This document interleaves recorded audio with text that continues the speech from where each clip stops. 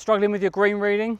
I've got a great tip here to help you pick up the right cues to help you start the ball down the line at the right speed and hold more putts. So I'm sure we've all had that feeling when you stand over a putt and for whatever reason it just feels super comfortable and you feel like you can't miss it. I think a lot of that boils down to your eye has just picked up some indicators on the way to the hole of the route the ball's going to take. And I think if you're careful and diligent enough in your practice, you can actually highlight some of those areas and practice honing that skill so you stand over more putts feeling comfortable that you've read it right and allowing you to free yourself up to hit it at the right speed. So I've got myself a putt here about 10 feet. It's on a fairly decent right to left slope. So my starting point would be to come in behind, take a little look down behind the putt. I can see the slopes quite heavily from right to left. And the first thing I'm going to do here is walk up to hole high and pop a T-peg in the green, roughly where I think I need to aim the putt. So that now becomes my aim line. Coming back in behind the golf ball now, I can draw a straight line from my ball to that line, and I'm just going to pick a blemish here, a foot or so off the putter face, that gives me some feedback if I started it online. I think one of the tricky bits with green reading is it can be often hard to tell whether it was a misread, the start line was poor, or the pace was poor.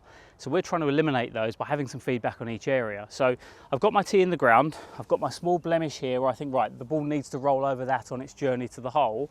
The next piece in now, I'm going to pick a point maybe just over halfway, and I'm going to use a ghost hole here. I'm just going to position that in there and come back and look from behind. Now I think starting the ball at that T-peg, I can see it's going to break, and I would anticipate the ball should break somewhere around over that ghost hole on its route to the hole. So I've got my golf ball on the line, I can see my little spot just here.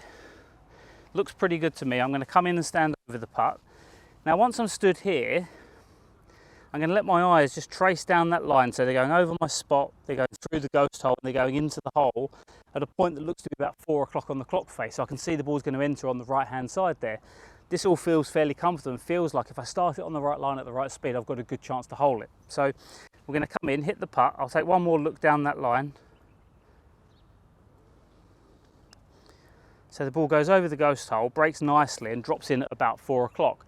So the beauty of that is there, I can get feedback on, did I hit my start line spot? Yes, so I know that's good. Did it break the amount I anticipated? Yes, and was my pace appropriate? If you go through this routine and the ball doesn't go in the hole first time, that's not a problem.